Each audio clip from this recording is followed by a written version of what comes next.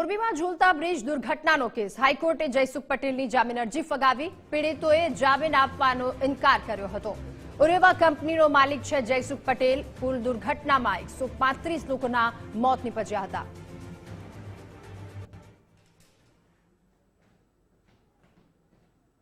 સૌથી મહત્વની રજૂઆત જે પીડિત પરિવારો દ્વારા કોર્ટમાં કરવામાં આવી હતી તે હતી કે જ્યાં સુધી નોલેજની વાત છે કે આ બ્રિજ જે છે એ પ્રિકેરિયસ કન્ડિશનમાં હતો, એ ડાયલેપ્ટેડ કન્ડિશનમાં હતો, એ જર્જરિત હાલતમાં હતો, તેનું જ્ઞાન અને તેની નોલેજ સંપૂર્ણપણે આ કંપનીના એમડી એટલે કે જયસુખ પટેલને હતું।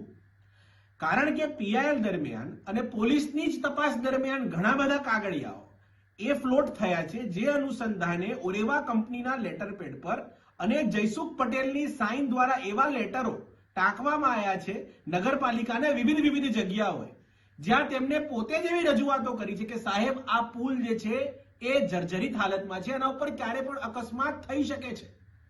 તેઓને સંપૂર્ણપણે એ નોલેજ હતી કે આ પુલ ચાલુ કર્યાથી કોઈ પણ પ્રકારની દુર્ઘટના સર્જાઈ શકે છે, તે છતાં પણ આ પુલ ખુલ્લો મૂકવામાં આવ્યો હતો અને આ જે પુલ ખુલ્લો મૂકવામાં આવ્યો તે સંદર્ભે તેમના દ્વારા કોઈ પણ પ્રકારનું બ્રિજ ફિટનેસ સર્ટિફિકેટ કે બ્રિજ મેન્ટેનન્સ સર્ટિફિકેટ તેઓએ ઓબ્ટેન કર્યું હતું નહીં।